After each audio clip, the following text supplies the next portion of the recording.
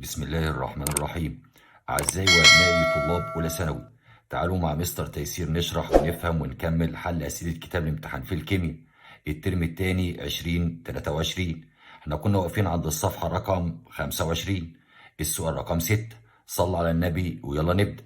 السؤال رقم 6 بيقول: أي العبارات الآتية تعتبر صحيح؟ يعني هو عايز العبارة الصحيحة. بيقول لي عندي في ألف: مفهوم درجة الحرارة هو نفس مفهوم الحرارة. خلي بالك يا هندسة، درجة الحرارة هي مقياس لمتوسط طاقة حركة جزيئات المادة، ويستدل منه على حالة المادة من حيث السخونة أو البرودة. أما الحرارة دي شكل من أشكال الطاقة، يبقى مفهوم درجة الحرارة يختلف عن مفهوم الحرارة، يبقى العبارة دي غير صحيحة. هو عايزها صحيحة، يبقى ألف دي إجابة خطأ واستبعدها. عندي باء بيقول لي مفهوم الحرارة هو نفس مفهوم طاقة حركة جزيئات المادة. لا، ده مفهوم درجة الحرارة هو اللي نفس مفهوم طاقة حركة جزيئات المادة، تبقى العبارة دي عبارة غير صحيحة، يبقى استبعدها. جيم بيقول لي الحرارة خاصية مميزة للمادة. ده الحرارة النوعية هي اللي خاصية مميزة للمادة، فهي مقدار ثابت، يبقى جيم إجابة خطأ واستبعدها. د بيقول لي مفهوم درجة الحرارة يعبر عن الطاقة الداخلية لجزيئات المادة. خلي بالك يا هندسة، الطاقة الداخلية بتعبر عن طاقة حركة جزيئات المادة، يبقى فعلا مفهوم درجة الحرارة بيعبر عن مفهوم طاقة حركة جزيئات المادة، وبالتالي بيعبر عن الطاقة الداخلية لجزيئات المادة، يبقى ده هي الإجابة الصحيحة. السؤال رقم 7 بيقول: يقل متوسط طاقة حركة جزيئات ال H2O عند تحول كتلة معينة من عند نقط. خلي بالك يا هندسة، أن العلاقة بين متوسط طاقة حركة جزيئات أي مادة ودرجة الحرارة علاقة طردية، فكلما زاد متوسط طاقة حركة جزيئات أي مادة لازم ترتفع درجة الحرارة. طب لما يقل متوسط طاقة حركة جزيئات أي مادة لازم تقل درجة الحرارة. ففي السؤال رقم 7 بيقول اهو: يقل متوسط طاقة حركة جزيئات ال H2O، يبقى لازم تقل درجة الحرارة. يبقى بص على الاختياري اللي بتقل فيه درجة الحرارة. ابص عندي على ألف، بيقول لي الماء السائل درجة حرارته 64 درجة سيليزية إلى ماء سائل درجة حرارته 27 درجة سيليزية، يعني درجة حرارة قلت، يبقى فعلا ألف هي الإجابة الصحيحة أهو وظللها. بيقول الماء السائل درجة حرارته 100 درجة سيليزية إلى بخار ماء درجة حرارته 100 درجة سيليزية، درجة الحرارة ما قلتش، ده فضلت ثابتة، يبقى باء إجابة خطأ واستبعدها. جيم بيقول الثلج درجة حرارته سالب 73 درجة سيليزية إلى ثلج درجة حرارته سالب 36 درجة سيليزية. خلي بالك إن كل رقم ما يكبر ويبقى بإشارة سالبة يبقى هو الأقل، يبقى ده أقل. طيب كل الرقم ما يقل ويبقى بإشارة سالبة يبقى هو الأكبر.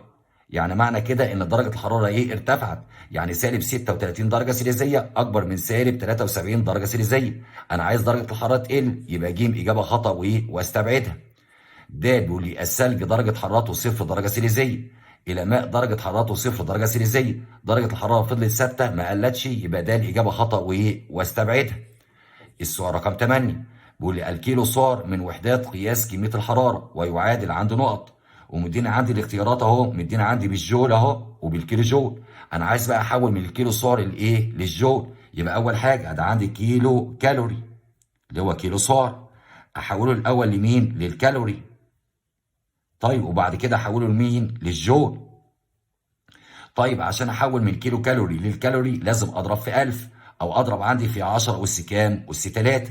طيب من الكالوري للجول لازم اضرب في 4 و18 من 100، يبقى في 4 و18 من 100. يبقى علشان احول بقى من الكيلو كالوري للجول لازم اضرب في 4 و18 من 100 في 10 اس 3، يعني في 1000. يعني 4 و18 من 100 في 1000 هيطلع 4180. ابص عندي على الاختيارات الاقي عندي سي بيقول اهو 4180 جول، يبقى سي هي الاجابه الصحيحه وظللها. السؤال رقم 9: الحراره النوعيه للماء تساوي عند نقط. احنا عارفين ان الحراره النوعيه للميه بتساوي عندي 4 و18 من 100 عندي جول على الجرام في الدرجه سيليزيه، ومدينا عندي 4 اختيارات للحراره النوعيه بس بوحدات قياس مختلفه. مره مديها بالجول على الكيلو جرام في الدرجه السيليزيه، ومره مديها بالكيلو جول على الجرام في الدرجه السيليزيه، ومره مديها بالكالوري على الجرام في الدرجه السيليزيه، ومره مديها بالكالوري على الكيلو جرام في الدرجه السيليزيه. فاول اختياري بيقول لي 4 و18 من 100 جول على الكيلو جرام في الدرجه السيليزيه. تعال نحول الحراره النوعيه من الجول على الجرام في الدرجه السيليزيه الى الجول على الكيلو جرام في الدرجه السيليزيه. طيب يعني انا عايز احول من الجرام للكيلو جرام، يبقى لازم اضرب في 10 اس 3، بس خلي بالك يبقى فين؟ في المقام. يبقى اقول له 4 و18 من 100 على بقى 10 أس سالب إيه 3. 4 و18 من 100 على 10 أس سالب 3، نطلع على 10 أس سالب 3 فوق بس الأس بإشارة مخالفة. هيبقى 4 و18 من 100 في 10 أس 3، يعني عندي في قلب هلاقي عندي بتساوي 4180. هيبقى عندي بقى جول على الكيلو جرام في الدرجه ايه سيريزيه. هو بيقول لي بقى 4.18% جول على الكيلو جرام في الدرجه السيريزيه، لا المفروض 4180. يبقى ايه اجابه خطا وايه واستبعدها. في بي مدينا عندي وحده قياس الحراره النوعيه بالكيلو جول على الجرام في الدرجه السيريزيه، يبقى انا عايز احول من الجول على الجرام في الدرجه السيريزيه الى الكيلو جول على الجرام في الدرجه السيريزيه. يعني عايز احول من الجول للكيلو جول، يبقى لازم اضرب عندي في 10 اس سالب 3، يعني اضرب 4 و18 من 100 يا اما اقسم على 1000 يا اما اضربها في 10 اس سالب 3. يبقى عندي 4 و18 من 100 في 10 اس سالب 3. طيب على الآلة الحاسبة الاقي عندي بيساوي، ادي عندي صفر وبعدين عندي اهو علامة وبعدين عندي صفر وبعدين عندي كمان صفر وبعدين عندي 4 وبعدين عندي كام 18. يعني اقدر اقول 418 من 100,000. هو بيقول لي عندي في الاختياري 418 من 1000، لا تبقى اجابة خطأ وايه واستبعدها. في سي بقى مديني وحدة قياس الحرارة النوعية بالكالوري على الجرام في الدرجة السيليزية. طيب يبقى أنا عايز أحول من الجول على الجرام في الدرجة السيليزية إلى كالوري على الجرام في الدرجة السيليزية. يعني عايز أحول من الجول للكالوري. عشان أحول من الجول للكالوري يبقى لازم أقسم على كام؟ على 4.18%. يبقى ال 4.18% ديت أهي أقسمها على 4.18%. 4.18% تروح مع 4.18% ألاقي عندي بيساوي 1 كالوري على الجرام في الدرجه السيليزيه. بيقول لي عندي اهو في الاختياري بقى ده 1/10 مش واحد، لا يبقى دي اجابه خطا وايه واستبعدها. اكيد دي هتبقى هي الاجابه الصحيحه. تعال بقى نتاكد. هو مديني وحده قياس الحراره النوويه بايه؟ بالكالوري على الكيلو جرام في الدرجه السيليزيه. تعال بقى نعمل عندي التحويل. هنا عندي مش جول، عايز احول عندي للكالوري، يبقى لازم اقسم 4.18% دي على 4.18% اهو. يبقى 4.18% على 4.18%. ومديني هنا بالجرام وهنا بالكيلو جرام. عايز احول من الجرام للكيلو جرام يبقى لازم اضرب في 10 اس سالب كام 3. طيب ال 4.18% تروح مع ال 4.18%، يبقى 1 على 10 اس سالب 3. تطلع ال 10 اس سالب 3 فوق ب 10 اس 3 يعني 1000، يعني بيساوي عندي اهو 1000. يبقى عندي كالوري على الكيلو جرام في الدرجه السيليزيه. بيقول لي فعلا اهو 1000 كالوري على الكيلو جرام في الدرجه السيليزيه، يبقى دي هي الاجابه الصحيحه وظللها. السؤال رقم 10 بيقول لي اذا علمت ان الحراره النوعيه لكتله مقدارها 1 جرام من الحديد بتساوي عندي 448 من 1000 جول على الجرام في الدرجه السيليزيه. بيقول لي بقى فكم تكون الحراره النوعيه لكتله مقدارها كام 10 جرام منين؟ برضو من الحديد. لا خلي بالك يا هندسه، انا الحراره النوعيه للحديد بتساوي عندي مقدار ثابت لا تختلف باختلاف الايه الكتله. طيب يبقى الحراره النوعيه دي بنقول هي خاصيه اساسيه مميزه لاي ماده وهي مقدار ايه ثابت، فتظل الحراره النوعيه كما هي اللي هي كام 448 من 1000 جول على الجرام في الدرجه السيليزيه. ابص عندي على الاختيارات الاقي سي هي الاجابه الصحيحه واظللها. رقم 11 الجدول المقابل يوضح قيم الحراره النوعيه لخمسه فلزات مختلفه لها نفس درجه الايه الحراره. مدينا عندي 5 فلزات وبيقول لي ان هم لهم نفس درجه الحراره. بيقول لي بقى ما الفلزان اللذان ترتفع درجه حرارتهما بمقدار اكبر عند امداد 1 جرام من كل منها بنفس القدر من الحراره لفتره زمنيه ايه متساويه. خلي بالك بقى يا هندسه وركز معايا. هو مدينا عندي 5 فلزات بيقول لي لهما نفس درجه الحراره ولهما برضو ايه نفس الايه الكتله وهمدهم بنفس كميه الايه الحراره. عايز الفلزين اللي هترتفع درجه حرارتهم بمقدار ايه اكبر. خلي بالك ان مقدار الارتفاع في درجه الحراره يتناسب تناسب عكسي مع الحراره النوعيه. يعني الفلزين اللي هتبقى حرارتهم النوعيه اقل هم اللي هيرتفعوا بمقدار ايه اكبر. تعال بقى نعمل ترتيب تصاعدي لهذه الفلزات بالنسبه للحراره النوعيه. مين اقلهم في الحراره النوعيه؟ انا شايف اول واحد اهو اللي هو مين الذهب. يبقى عندي اي يو ده رقم 1 لان الحراره النوعيه بتاعته كام 129 من 1000. طب اللي بعد كده هيبقى عندي رقم 2 اللي هو الزئبق اللي الحراره النوعيه بتاعته 139 من 1000. طب بعد كده هيبقى مين؟ هيبقى النحاس رقم 3 اللي الحراره النوعيه بتاعته كام 385 من 1000. طب بعد كده هيبقى عندي كام الكروم اللي هو الحراره النوعيه بتاعته كام 499 من 1000. طب بعد كده هيبقى عندي مين؟ الألمونيوم رقم كام؟ 5 اللي حرارته النووية 9 من 2 من 10. مين الفلزين اللي حرارتهم النووية أقل حاجة؟ اللي هو عندي 1 و2، اللي هو عندي الذهب ومين؟ والزئبق. أبص عندي على الاختيارات ألاقي الذهب أهو والزئبق في الاختياري عندي دي، يبقى دي هي الإجابة الصحيحة وأظللها. رقم 12، الشكل البياني المقابل يعبر عن الحرارة النوعية للمواد الصلبة A و B و C و D. بيقول لي متساوية الكتلة وفي درجة الحرارة القياسية 25 درجة سيليزية. مديني رسم باين اهو. على المحور الرأسي الحرارة النوعية، وعلى المحور الأفقي مديني المواد A و B و C و D. بيقول لي بقى أي هذه المواد تصل درجة حرارتها إلى 70 درجة سيليزية في أكبر زمن ممكن. في أكبر زمن ممكن يعني ترتفع درجة حرارتها بإيه؟ ببطء. يبقى عندي ببطء. خلي بالك يا هندسة إن المادة اللي بتبقى حرارتها النوعية بتبقى كبيرة بترتفع درجة حرارتها ببطء، والمادة اللي حرارتها النوعية صغيرة بترتفع درجة حرارتها بإيه؟ بسرعة. يبقى أنا عايز أدور على المادة الأكبر في الحرارة النوعية. أبص عندي أهو على بي، ألاقي بي أكبرهم في الحرارة النوعية، يبقى ترتفع درجة حرارة البي عندي ببطء. أبص عندي على الاختيارات ألاقي بي هي الإجابة الصحيحة وأظللها. طب لو قال لي بقى تصل درجة حرارتها إلى 70 درجة سيليزية في أقل زمن ممكن، يعني ترتفع درجة الحرارة بسرعة، أختار أقلهم في الحرارة النوعية. كنت أختار عندي مين؟ سي. السؤال رقم 13، إذا رفعت درجة حرارة جسم إلى الضعف وزادت كتلته للضعف فإن قيمة حرارته النوعية عند نقط. خلي بالك يا هندسة أن الحرارة النوعية لا تختلف باختلاف درجة الحرارة أو باختلاف الكتلة. الحرارة النوعية بتتوقف على حاجتين، يا إما الحالة الفيزيائية للمادة يا إما تغير نوع الإيه؟ المادة. فلما يرفع درجة الحرارة عندي إلى الضعف ويزود عندي الكتلة للضعف لا يؤثر ذلك في الحرارة النوعية، لأن أنا قلت أكتر من مرة أن الحرارة النوعية هي خاصية أساسية ومميزة للمادة، فهي مقدار ثابت للمادة الإيه؟ الواحدة. يبقى أقدر أقول له إن الحرارة النوعية تظل إيه؟ ثابتة. أبص عندي على الاختيارات ألاقي باء هي الإجابة الصحيحة وأظللها. السؤال رقم 14، الحرارة النوعية للماء بيقول لي أكبر من الحرارة النوعية للزئبق. بيقول لي بقى كل العبارات الآتية تتفق مع المعلومة السابقة عدا عندي نقط، يعني هو عايز عندي العبارة الغير صحيحة. خلي بالك يا هندسة هو بيقول لي إيه؟ إن الحرارة النوعية للمية أكبر من الحرارة النوعية للزئبق. يبقى أنا أقدر كده أستنتج 3 حاجات. أول حاجة أن كمية الحرارة اللازمة لرفع درجة حرارة المية هتبقى أكبر من كمية الحرارة اللازمة لرفع درجة حرارة الزئبق. رقم 2، كمية الحرارة المنطلقة عند تبريد المية هتبقى أكبر من كمية الحرارة المنطلقة عند تبريد الزئبق.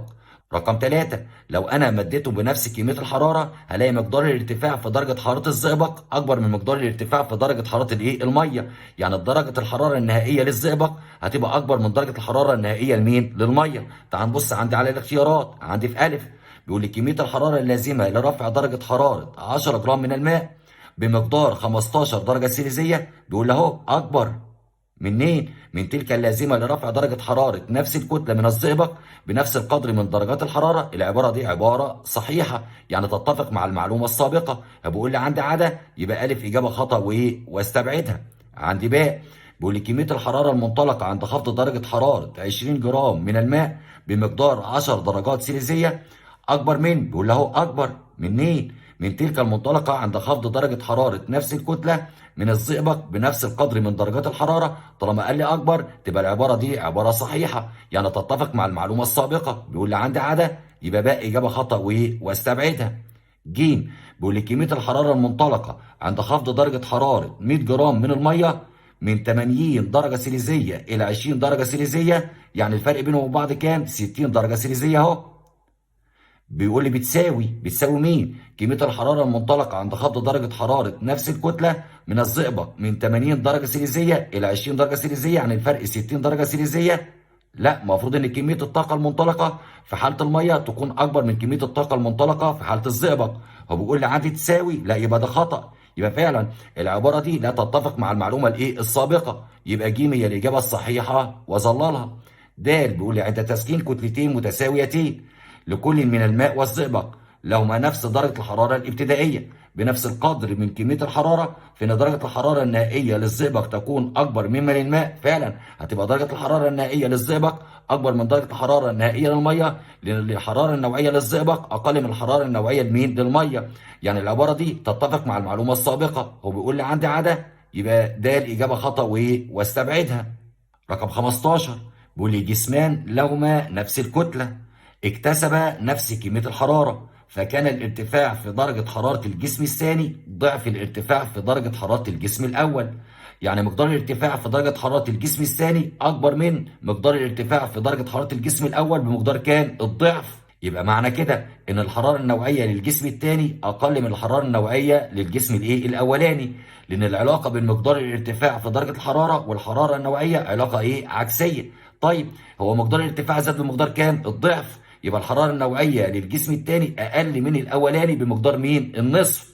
أبص عندي على الاختيارات الاقي عندي في جيم بيقول لي الحراره النوعيه للجسم الثاني نصف الحراره النوعيه للجسم الاول. يبقى فعلا جيم هي الاجابه الصحيحه وظللها. ونقدر نحل السؤال رقم 15 على اي مساله. طيب اول حاجه عندي اهو السي 1 اللي هي الحراره النوعيه للجسم الاولاني بتساوي عندي ايه؟ بتساوي عندي كيو بي 1 على ام 1 في دلتا تي عندي 1. طيب وعندي مين الحراره النوعيه للجسم الثاني اهو؟ يبقى عندي سي 2 بتساوي كيو بي 2 على ام 2 في دلتا تي كام؟ 2. خلي بالك يا هندسه هو بيقول ايه؟ اكتسب نفس كميه الحراره، يبقى كيو بي 1 بيساوي كيو بي 2. طيب بيقول لي ايه بقى؟ فكان الارتفاع في درجه حراره الجسم الثاني اللي هو عندي دلتا تي 2، يبقى عندي دلتا تي 2 بيقول لي بيساوي ايه؟ ضعف الارتفاع في درجه حراره الجسم الاولاني، يبقى 2 دلتا تي عند 1. وبيقول ايه كمان؟ لو ما نفس الكتله، يعني معنى كده ان ام 1 بيساوي عندي ام 2. تعال نجيب بقى الحراره النوعيه للجسم الثاني اللي هو عندي سي 2 اهو بيساوي، هو بيساوي ايه؟ كيو بي 2 اللي هو بيساوي عندي كيو بي 1. اعوض بقى بكيو بي 1 يبقى كيو بي عندي 1 على ام 2 اللي هي بتساوي عندي ام 1، يبقى اكتب نهاتي ام 1. طيب عندي في دلتا 2 2، دلتا 2 2 بيساوي 2 دلتا 2 1، يبقى عندي 2 دلتا 2 عندي ايه؟ 1. خلي بالك يا هندسه ان كيو بي 1 على ام 1 في دلتا تي 1 دي عباره عن الحراره النوعيه، يعني اقدر اقول بيساوي اهو الحراره النوعيه اللي هي الايه؟ للجسم الاولاني اللي هو عندي سي 1. يبقى سي 1 على 2 كانها عندي بيساوي نص سي 1. يبقى فعلا الحراره النوعيه للجسم الثاني نصف الحراره النوعيه للجسم الاولاني. يبقى فعلا ج هي الاجابه الصحيحه اللي انا ظللتها. السؤال رقم 16 كلا مما ياتي يمكن الاستدلال عليه بمعلوميه قيمه الحراره النوعيه للفلز عدا عند نقط. بيقول لي عندي في الف كميه الحراره اللازمه اللي هي عندي كيو بي لرفع درجه حراره 10 جرام، يعني بيدينا عندي الام من الفلز بمقدار 10 درجه سيليزيه. طالما قال لي بمقدار يبقى مدينا عندي دلتا تي. طيب يبقى انا اقدر اجيب كميه الحراره كيو بي بيساوي ام في سي في دلتا تي. لو انا عارف عندي الكتله اللي هي 10 جرام والفرق في درجات الحراره اللي هو دلتا تي ب 10 درجه سيليزيه وعندي كمان الحراره النوعيه، اقدر اجيب كميه الحراره اللازمه. يبقى فعلا الف دي عباره صحيحه. هو بيقول لي عندي عدد يبقى الف استبعدها. باء بيقول لي كميه الحراره المنطلقه عند تبريد 10 جرام اللي هو مدينا عندي ام. يبقى انا كده عرفت عندي كتله الفلز. بيقول لي بقى اهو من 100 درجه سيليزيه الى 25 درجه سيليزيه اقدر اجيب عندي دلتا تي. هتبقى عندي 25 درجه سيليزيه اللي هي درجه الحراره النهائيه ناقص درجه الحراره الابتدائيه اللي هي 100 درجه سيليزيه، هتطلع عندي بسالب 75 درجه سيليزيه. اقدر اجيب كميه الحراره المنطلقه اللي هي كيو بي، فعلا اقدر اجيبها من القانون ام في سي في دلتا تي. يبقى لو عرفت الحراره النوعيه اقدر اجيب كميه الحراره المنطلقه. هو بيقول لي عندي عدد يبقى باقي اجابه خطا واستبعدها. جيم بيقول لي الطاقه الداخليه للفلز. المقصود بالطاقه الداخليه للفلز طاقه الحركه بتاعه ذرات الفلز. ما اقدرش اجيبها بمعلوميه قيمه الحراره النوعيه للفلز. هو بيقول لي عندي عدد يبقى جيم هي الاجابه الصحيحه وظللها. د بيقول لي الكتله الذريه الجراميه من الفلز. لو عرفت الحراره النوعيه للفلز اقدر اتعرف على الفلز، ولو عرفت الفلز اقدر اعرف الكتله الذريه الجراميه بتاعه الفلز. يبقى عندي د. هو بيقول لي عندي عدد يبقى ده الاجابه خطا واستبعدها. السؤال رقم 17 بيقول لي ما مقدار كميه الحراره المنطلقه، يعني عايز اعدي مني كيو بي عند تبريد 50 جرام من الميه، يعني مدينا عندي كتله الميه اللي هي عندي ام.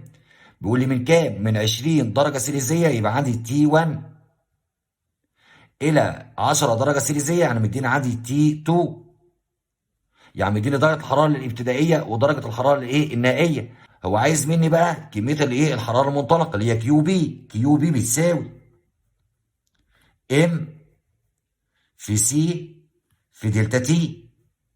تعال نعوض بقى عن الكيو بي. اهو الكيو بي بيساوي الام عندي كام؟ 50 في السي اللي هي الحراره النوعيه، وبيقول لي عند الميه الحراره النوعيه للميه 4.18 في دلتا تي عباره عن تي 2 ناقص تي 1. يبقى عندي اهو افتح قوس اقول له 10 ناقص 20 واجيبها بقى على الاله الحاسبه. يبقى عندي كام؟ 50. يبقى عندي 50 في 4.18 يبقى 4.18 في، وبعدين افتح قوس واقول له 10 ناقص كام؟ 20 واقفل عندي الايه القوس. اقول عندي بيساوي تطلع عندي ب 2090 جول بس باشاره ايه؟ سالبه. يبقى اهو سالب 2090 عندي ايه؟ جول. خلي بالك ان الاشاره السالبه تدل على ان كميه الحراره دي كميه منطلقه، يعني اشيل عندي بقى الايه؟ السالب، ويبقى 2090 عندي جول. ابص عندي على الاختيارات الاقي عندي اهو في سي بيقول لي 2.9 في 10 اس كام؟ 3 عندي جول. لو ضربت عندي 2.9 في 10 اس 3 يعني في 1000 هتديني عندي 2090 عندي جول. هيبقى سي هي الاجابه الصحيحه واظللها. السؤال رقم 18 بيقول لي ما كمية الحرارة اللازمة لرفع درجة حرارة 500 جرام منين؟ من الايثانول. طالما قال لي جرام يبقى دي كتلة، يبقى ال 500 جرام دولت عبارة عن كتلة الايه؟ الايثانول. يبقى ام. بيقول لي من كام؟ من 20.2 درجة سيليزية. يبقى عندي دي تي 1 إلى 44.1 درجة سيليزية. يبقى عندي تي كام؟ 2. بيقول لي علما بأن الحرارة النوعية مدينا عندي سي للإيثانول، مدينا الرقم بتاعها اللي هو 2.42 جول على الجرام في الدرجة إيه؟ سيليزية. خلي بالك إن في وحدة قياس الحرارة النوعية استخدم الكتلة بالجرام، والمادة الكتلة عندي بالجرام، يبقى ما عملش عندي تحويلات. وعوض عندي بقى في القانون اللي هو عندي إيه؟ كيو بي بيساوي الكتلة اللي هي عندي كام؟ 500. يبقى عندي 500 في الحرارة النوعية للإيثانول مديها لي اللي هي 2.42 في فرق درجات الحرارة يعني تي 2 ناقص تي 1. يبقى عندي 44.1 ناقص 20.2 واقفل القوس واجيبها بقى على الآلة الحاسبة. يبقى عندي 500 في 2.42 يبقى 2 اهو و42 في، وافتح قوس اقول له بقى 44.1 ناقص عندي كام؟ 20.2 واقفل عند القوس واقول له عندي بيساوي. الاقي طلع عندي بكام؟ 28,919. يبقى اهو 28,919 عندي جول. ابص عندي على الاختيارات الاقي عندي في سي اهو 28,919. يبقى سي هي الاجابه الصحيحه واظللها. رقم 19 بيقول لي ما كميه الحراره اللازمه؟ يبقى عايز مني كيو بي لرفع درجه حراره 1500 عند جرام، يعني بيدينا عندي الكتله منين؟ من الزيت. بيقول لي قبل استخدامه في قلي البطاطس. بيقول لي من كام؟ من 20 درجه سيليزيه، يعني مدينا عندي تي 1 الى 180 درجه سيليزيه، يعني مدينا عندي تي 2 يعني درجه الحراره الايه؟ النهائيه والابتدائيه مديها لي. علما بان الحراره النوعيه للزيت المستخدم مدينا الحراره النوعيه للزيت المستخدم يعني مدينا عندي سي اللي هي 1970 جول على الكيلو جرام في الدرجه ايه؟ سيليزيه. خلي بالك يا هندسه مستخدم في وحده قياس الحراره النوعيه الكتله مستخدمه بالكيلو جرام، يبقى لازم الكتله اللي استخدمها في المساله لازم تبقى بالكيلو جرام. هو مديني كتله الزيت كام؟ 1500 جرام. انا عايز احولهم للكيلو جرام، يبقى اقسم على 1000 يعني هتطلع عندي الكتله بكام؟ هتطلع عندي ب1.5 كيلو ايه؟ جرام. طيب تعال نعوض بقى ونجيب عندي قيمه كيو بي. كيو بي احنا عارفين بتساوي الكتله اللي انا قلت عندي 1.5 يبقى 1.5. طبعا كانت بالجرام حولتها للكيلو جرام في الحراره النوعيه بتاعت الزيت 1970 يبقى 1970 في فرق درجات الحراره. يبقى افتح قوس درجه الحراره النهائيه كام؟ 180 ناقص درجه الحراره الابتدائيه كام؟ عند 20 واقفل قوس واجيبها على الاله الحاسبه. يبقى عندي بقى 1.5 في عندي 1.97 عندي 0 عندي في افتح عندي قوس درجة الحرارة الابتدائية كام؟ 180، يبقى 180 ناقص كام؟ 20.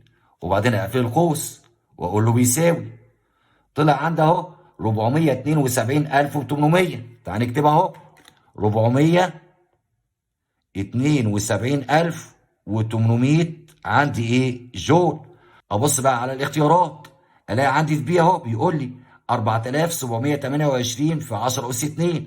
لو ضربت 4728 في 10 اس 2 يعني في 100 هتديني 472800 عندي جول. يبقى فعلا بي هي الاجابه الصحيحه وظللها.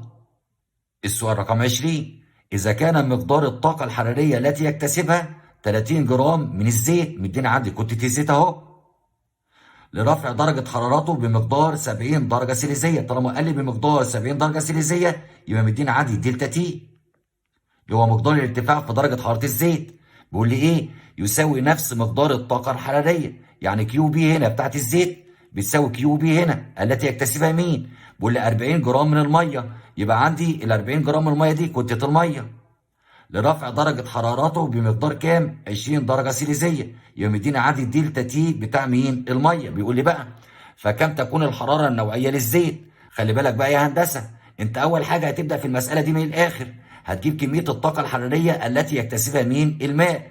ولما تجيب كمية الطاقة الحرارية التي يكتسبها 40 جرام من المية عشان ترتفع درجة حرارته بمقدار 20 درجة سيليزية، هيبقى هي نفسها كمية الطاقة الحرارية اللي هيكتسبها عندي 30 جرام من الزيت علشان ترتفع درجة حرارته بمقدار كام؟ 70 درجة سيليزية. وبكده أقدر أجيب الحرارة النووية لمين؟ للزيت. تعال نجيب أول حاجة كمية الطاقة الحرارية التي يكتسبها الماء، يبقى عندي كيو بي بيساوي ام اللي هي كتلة المية اللي هي كام؟ 40 في الحرارة النووية بتاعت المية اللي هي 4 و18 من 100 في فرق درجات الحرارة اللي هو دلتا تي بيقول لي كام؟ 20. يبقى عندي 20 بيساوي، تعال نجيبها بقى على الآلة الحاسبة، يبقى عندي 40 في 4 و18 من 100 في فرق درجات الحرارة اللي هو عندي 20 بيساوي، بلاقي 3344. يبقى عندي 3344 عندي ايه؟ جول.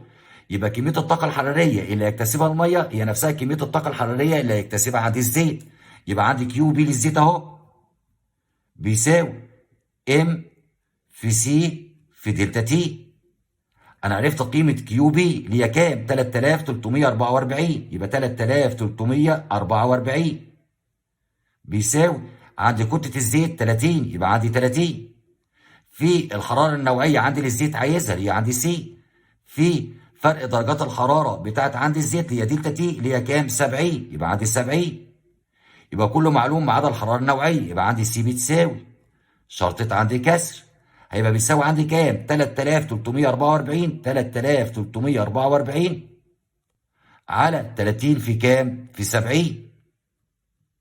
على الآلة الحاسبة يا هندسة الاقي عندي بيساوي 1.59 عادي من 100 جول على الجرام في الدرجة ايه؟ سيليزية. ابص عندي على الاختيارات الاقي سي هي الإجابة الصحيحة واظللها. السؤال رقم 21، عينة من الماء كتلتها 100 جرام، يبقى مدينا عندي كتلة المية اللي هي عندي ام ودرجة حرارتها الابتدائية 22 درجة سيليزية، يعني مدينا عادي تي واحد، ومدت بكمية من الحرارة مقدارها 8360 عندي جول، يعني مدينا عندي قيمة الكيو بي. بيقول لي بقى ما درجة الحرارة النهائية، يعني عايز تي 2 التي تصل إليها الايه؟ العينة. خلي بالك يا هندسة، أول حاجة لازم نجيب قيمة دلتا تي اللي هي مقدار التغير في درجة الايه؟ الحرارة. احنا عارفين إن دلتا تي أهو هتساوي تي 2 ناقص عندي تي 1، يعني درجة الحرارة النهائية ناقص الابتدائية. طب لما يبقى عايز بقى درجة الحرارة النهائية يبقى أقول له عندي تي 2 بتساوي السالب تي 1 أو ده الناحية التانية مع دلتا تي، يبقى عندي دلتا تي بس طبعا بإشارة مخالفة، يبقى زائد تي ايه 1. يبقى أهم حاجة أجيب عندي مقدار التغير في درجة الحرارة اللي هو عندي دلتا تي. احنا عارفين إن دلتا تي بتساوي كيو بي أو كيو بي على ام في مين؟ في السي بيساوي عند شرطة كسر كيو بي اللي هي كمية الحرارة مدالي 8360، يبقى 8360 على الام مدينا عندي الكتله اللي هي عندي كام؟ 100 جرام، يبقى على 100. في سي اللي هي الحراره النوعيه. طب هنا ميه، الحراره النوعيه بتاعت الميه معروفه اللي هي كام؟ 4 و18 من 100. يلا بقى على الاله الحاسبه نشوفها بتساوي كام. يبقى اعمل عندي شرطه كسر، ويبقى عندي في البسط يبقى عندي 8 وبعدين 3 وبعدين 6 وبعدين عندي صفر. انزل بقى في المقام، هيبقى عندي 100 في 4 و18 من 100. اقول له عندي بيساوي، هتطلع عندي قيمتها بكام؟ ب 20. يبقى دلتا تي بتساوي عندي 20 درجه ايه؟ سيليزيه. هو عايز مين؟ درجه الحراره النهائيه اللي هي عندي تي 2. تي 2 بتساوي ايه؟ دلتا تي زائد تي 1. طب دلتا تي طلعناها بكام؟ ب 20 زائد التي 1 بكام؟ ب 22. طيب يبقى 20 زائد 22 يبقى عندي 2 وكام؟ و40 درجه ايه؟ سيليزيه. ابص عندي على الاختيارات الاقي دي هي الاجابه الايه؟ الصحيحه.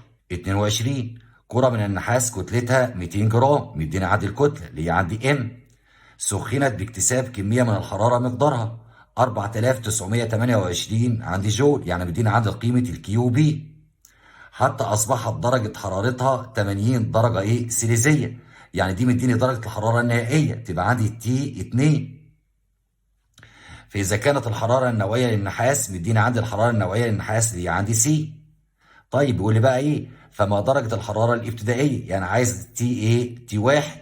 يبقى اول حاجه لازم اجيب دلتا تي زي المساله رقم 21. يبقى عندي دلتا تي بتساوي كيو بي على ام في السي. هيبقى عندي بيساوي الكيو بكام؟ 4928 على الكتله عندي كام؟ 200 جرام، يبقى عندي 200 في الحراره النوويه بتاعت النحاس مدالي 385 من 1000، يبقى 385 من 1000 على الحاسبه اشوفها بتساوي عندي كام. اعمل شرطه كسر، وبقى عندي في البسط عندي 4 وبعدين 9 وبعدين عندي 2 وبعدين عندي كام؟ 8 وبعدين انزل تحت اعمل عندي 200 في عندي صفر وبعدين عندي علامه وبعدين عندي 3 8 عندي ايه؟ 5 واشوفها عندي بتساوي كام. هتطلع عندي باربعه وكام؟ ب 64. يبقى بيساوي عندي 64 درجه ايه؟ سيليزيه. كده انا جبت قيمه الدلتا تي. هو عايز مني ايه؟ تي 1. تي 1 يا هندسه خلي بالك بيساوي تي 2 ناقص دلتا تي. طيب التي 2 بكام؟ عندي ب 80، يبقى عندي 80 ناقص الدلتا تي جبتها عندي بكام؟ ب 64، يبقى عندي 64. الاقي عندي بتساوي 16 درجه ايه؟ سيليزيه. ابص عندي على الاختيارات الاقي ايه هي الاجابه الصحيحه واظللها. رقم 23 عند غمر قطعه من معدن اكس كتلتها كام؟ 59.7 جرام، يعني مدينا عندي ام اللي هي كتله الايه؟ المعدن. طيب ودرجه حرارتها الابتدائيه مدينا عندي 22 درجه سيليزيه، يعني مدينا عندي تي ايه 1 درجه حراره ابتدائيه. بيقول لي في 60 ملي لتر من ماء مغلي، الماء المغلي درجه الحراره بتاعته بتبقى كام؟ 100 درجه ايه؟ سيليزيه. لوحظ حدوث اتزان حراري عند درجة الحرارة 28.5 درجة سيليزية. خلي بالك هو حط القطعة المعدنية اللي كتلتها 59.7 جرام وكانت درجة الحرارة الابتدائية بتاعتها 22 درجة سيليزية. حطها في كام؟ في 60 ملي لتر من المية. المية دي كانت مغلية، كانت درجة حرارتها 100 درجة سيليزية. لوحظ حدوث اتزان حراري عند درجة حرارة 28.5 درجة سيليزية، يعني أصبحت درجة الحرارة النهائية بتاعت الخليط 28.5 درجة سيليزية. بيقول لي بقى ما قيمة الحرارة النوعية للمعدن إكس؟ خلي بالك يا هندسة الماء المغلي هيفقد كمية من الطاقة الحرارية، هتكتسبها مين؟ القطعة المعدنية. لعندي متوسط درجة الحرارة كام؟ تبقى 28.5 درجة سيليزية. يبقى تعالى أول حاجة نجيب كمية الطاقة الحرارية اللي هيفقدها عندي الماء الإيه؟ المغلي. يبقى عندي كيو بي عندي مين؟ المفقودة بتاعت الإيه؟ المية بتساوي عندي إيه؟ بتساوي عندي إم في سي في دلتا تي. طيب كتلة عند المية كام؟ هو بيقول لي 60 ملي لتر من المية. خلي بالك كتلة 1 ملي لتر من المية بيساوي كتلة عندي 1 سنتيمتر مكعب من المية بيساوي عندي 1 جرام، لأن كثافة المية 1 جرام على السنتيمتر إيه؟ مكعب. يبقى 60 ملي دولت عبارة عن 60 جرام. طيب يبقى الكتلة عندي كام؟ 60 في عندي الحرارة النوعية بتاعت عند المية 4 و18 من 100. في فرق درجات الحراره اللي هو عندي تي 2 ناقص تي 1. درجه الحراره النهائيه بتاعت الخليط اهي اللي هي عندي 28 وايه ونص، ناقص تي 1 درجه حراره الماء المغلي كانت في الاول كام؟ 100 درجه سيليزيه، يبقى عندي 100. وبعدين اقفل القوس. تعالى بقى نحسبها على الاله الحاسبه. هيبقى عندي 60 في عندي 4 و18 من 100. عندي في افتح قوس واقول له عندي 28 ونص، يبقى عندي 28 ونص ناقص عندي كام؟ 100. وبعدين اقفل القوس واقول عندي بيساوي. هتطلع عندي اهو بسالب. تعالى ننقل بقى الرقم، يبقى عندي بيساوي سالب، وبعدين 1 عندي 7 9 3 2، وبعدين عندي علامة، وبعدين عندي 2. خلي بالك بالجول. خلي بالك الإشارة السالبة تدل على إن كمية الطاقة دي كمية مفقودة أو منطلقة. طيب كمية الطاقة المفقودة دياتي هتكتسبها عندي القطعة المعدنية، يبقى أقدر أقول إن كيو بي عندي إيه المكتسبة اللي هتكتسبها عندي القطعة المعدنية بيساوي عندي برضو ام في سي في دلتا تي. طيب تعالى نعوض بقى. كيو بي المكتسبه هي نفسها كميه الايه؟ الحراره المفقوده اللي هيفقدها عند الميه، يبقى اقول له عندي بيساوي. يبقى عندي اهو الرقم طلعته، يبقى عندي 1 7 وبعد كده عندي 3 وبعد كده 2 وبعد كده علامه عندي 2. طيب بيساوي عندي الكتله بتاعت القطعه المعدنيه كام؟ 59.7 في الحراره النوعيه في فرق درجات الحراره، يبقى افتح عندي قوس درجه الحراره النهائيه يبقى عندي 28 عندي ونص، ناقص درجة الحرارة الابتدائية يبقى عندي 22. طيب يبقى كله معلوم ما عدا عندي مين؟ الحرارة النوعية اللي هي عندي سي. تعالى بقى نجيب قيمة السي. تعالى نعمل عندي شرطة كسر. طيب اللي مع السي ده هيبقى عندي في المقام، واللي مش مع الناحية التانية هيبقى عندي في البسط. يبقى نكتب عندي في البسط اهو 1 وبعد كده 7 وبعد كده هنا 9 اهي نسيناها، يبقى كمان هنا 9 وبعد كده عندي 3 2 علامة 2 وبعدين انزل تحت.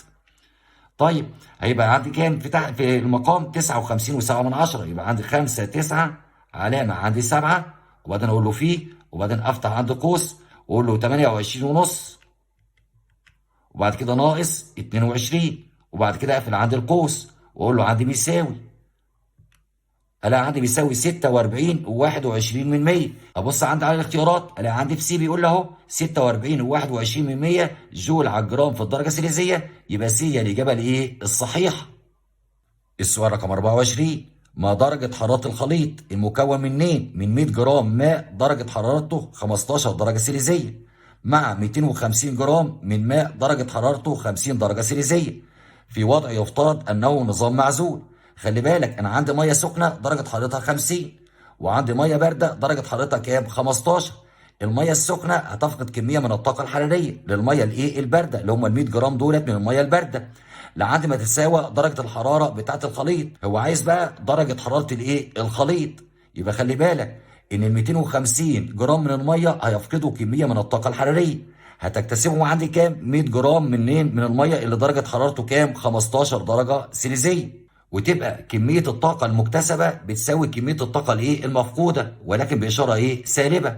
تعال نشوف بقى كمية الطاقة اللي هتكتسبها 100 جرام من المية اللي درجة حرارته 15 درجة سيليزية. هيبقى عندي ام في سي في دلتا تي، وكمية الطاقة اللي هيفقدها 250 جرام من المية اللي درجة حرارته 50 درجة سيليزية. هيبقى عندي سالب ام في سي في دلتا تي. تعال نتكلم الاول عن كميه الطاقه الحراريه المكتسبه. طيب اللي هيكتسب الميه اللي هي كام؟ 100 جرام، يبقى كنت عندي 100 في تي اللي هي درجه الحراره النهائيه بتاعت الايه؟ الخليط ناقص درجه الحراره الابتدائيه بتاعت عندي ال 100 جرام عندي 15. طيب بيساوي عندي سالب كتله الميه عندي هنا 250 اللي هتفقد عندي كميه منين؟ من الحراره، يبقى عندي 250 في تي درجه الحراره الايه؟ النهائيه ناقص درجة الحرارة الابتدائية بتاعة المية اللي هتفقد كمية من الطاقة الحرارية اللي هي كام؟ عندي 50. طيب اضرب بقى هنا 100 في تي ناقص 15 واضرب سالب 250 في تي ناقص كام؟ ناقص 50. ال 100 عندي في تي يبقى عندي 100 تي. طب وال 100 في سالب 15 هيبقى سالب 1500 بيساوي سالب 250 في تي يبقى سالب 250 تي. طيب عندي سالب 250 في سالب 50 هيطلع عندي بموجب 12500. تعال نجمع بقى الحاجات اللي فيها عندي التي. هنا عندي 100 تي، وعندي في الناحيه الثانيه سالب 250 عندي تي. نودي السالب 250 تي الناحيه الثانيه بس باشاره مخالفه، هيبقى عندي 100 تي زائد 250 عندي تي بيساوي 12500، وودي السالب 1500 الناحيه الثانيه باشاره مخالفه يعني بالموجب، يبقى زائد 1500. طيب ال 100 تي زائد ال 250 تي 350 تي، وال 12500 زائد ال 1500 يبقى عندي 14000. عايز بقى قيمه عندي التي، يبقى عندي التي بتساوي يبقى 14000 على 350، تطلع قيمه التي عندي ب 40 درجه سيليزيه. وخلي بالك يا هندسه، انت ما ضربتش هنا يا مستر في الحراره النوعيه هنا ليه وفي الحراره النوعيه هنا ليه؟ الحراره النوعيه بتاعت الميه بتبقى مقدار ثابت اللي هي 4 و18%، يعني السي دي تروح مع السي دي وتبقى درجه الحراره النهائيه بتاعت الخليط 40 درجه سيليزيه. تعال نبص عندي على الاختيارات، الاقي بي هي الاجابه الصحيحه واظللها. وخلي بالك يا هندسه، انا ممكن احل المساله ديت بقانون بطريقه مباشره، بس امتى استخدم القانون ده؟ لما يخلط عندي مادتين على بعض زي بعض، يعني ميه على ميه او زيت على زيت. ممكن اجيب درجه الحراره بتاعت الايه الخليط. القانون ده هيقول ايه؟ هيقول ان تي درجه الحراره بتاعت الخليط بيساوي كتله الاولاني اللي هو عندي 100 في درجه حرارته، يعني اقول عندي ام في تي للاولاني زائد كتله التاني بدرجه حرارته، يعني عندي ام في تي على كتله الاولاني زائد كتله التاني، يعني عندي ام زائد عندي ام. تعال نطبق عندي بالقانون اهو، هيبقى عندي كتله الاولاني هو عندي 100 في درجه حرارته، يبقى عندي 100 في كام؟ في 15، يبقى عندي شرطه كسر اهو، يبقى عندي 100 في 15 عندي زائد كتله التاني كام؟ 250، يبقى عندي 250 في درجة حرارته كام؟ عندي 50، يبقى عندي فيه 50. خلي دي في قوس وده عندي كمان في ايه؟ في قوس. طيب بيقول لي على ام زائد ام، يعني حاصل جمع الكتلتين. كتلة الاولاني كام؟ 100 والتاني كام؟ 250. 100 زائد عندي 250 يبقى عندي 350. جربها بقى على الآلة الحاسبة، هتلاقي فعلا ان درجة الحرارة بتاعة الخليط هتساوي عندي 40 درجة ايه؟ سيليزية. يبقى لما تجيلي عندي مسألة خلط زي دي، يبقى تضرب عندي الكتلة اللي هي عندي ال 100 في درجة حرارتها زائد الكتلة التانية اللي هي ال 250 في درجة حرارتها، وبعدين تقسم على مجموع الكتلتين اللي هو عندي 100 زائد 250، هنحصل على درجة الحرارة بتاعت مين؟ الخليط. 25 يستخدم مساعد القنبلة في قياس حرارة احتراق بعض المواد. واللي عنده نقط ألف تحت الضغط الجوي المعتاد، فعلا مساعد القنبلة بيستخدم في قياس حرارة احتراق بعض المواد تحت الضغط الجوي المعتاد، يبقى ألف هي الإجابة الصحيحة وظللها. 26 في مساعد القنبلة امتصت عينة من الماء كمية من الحرارة قدرها 18 في 10 أس 3 إيه كالوري، يعني سعر، فارتفعت درجة حرارتها بمقدار 60 درجة سيليزية، يعني بيدينا عندي دلتا تي، ومدينا عندي كمان كيو بي، بس خلي بالك بالكالوري بالسعر. بيقول لي بقى ما كتلة عينة الماء الموجودة بالمساعد، خلي بالك ان كيو بي بيساوي عندي ام في سي في دلتا تي، بس الكيو بي لازم تبقى عندي بالجول، هو مدالي عندي بكام؟ بالكالوري، يبقى لازم احول من الكالوري للايه؟ للجول. يبقى عندي اهو 18 في 10 اس 3 في 4 و18 من 100 بيساوي ام اللي هو عايزها في الحراره النوعيه بتاعت الميه اللي هي 4 و18 من 100 في دلتا تي اللي هو عندي كام؟ 60. طيب خلي بالك بقى 4 و18 من 100 تروح مع 4 و18 من 100 ويبقى عندي الام بيساوي 18 في 10 اس 3 على كام؟ على 60. يبقى عندي 18 في 10 اس كام؟ اس 3، وبعدين اعمل تحت اهو وانزل ويبقى على كام؟ 60، واشوف عندي بتساوي، الاقيها بتساوي عندي 300. ابص عندي على الاختيارات الاقي سي هي الاجابه الصحيحه واظللها. 27 ما المادتان اللتان يمكن حساب حراره احتراقهما باستخدام المساعد الحراري؟ المساعد الحراري يستخدم في قياس حراره احتراق المواد اللي بتبقى قابله للاحتراق. بيقول لي عندي في الف الماء والكحول الايثيلي، الماء غير قابل للاحتراق، يبقى الف استبعدها. عندي باء بيقول لي ثاني اكسيد الكربون والماء كلاهما غير قابل للاحتراق، يبقى ايه؟ استبعدها طبعا تحت الضغط الجوي الايه؟ المعتاد. طب ج بيقول لي الميثان والكحول الايثيلي، الميثان ده اللي هو الغاز الطبيعي، والكحول الايثيلي خلي بالك اللي هو السبيرتو، وده مركبات عضويه بتبقى قابله للاحتراق، يبقى يستخدم المساعد في قياس حراره احتراقهما. يبقى ج هي الإجابة الصحيحة وأظللها. د بيقول لي ثاني أكسيد النيتروجين، ثاني أكسيد النيتروجين غير قابل للاحتراق، لكن عندي الميثان قابل وعايز المادتين اللي يبقوا قابلين للاحتراق، يبقى ده الإجابة خطأ وإيه؟ واستبعدها.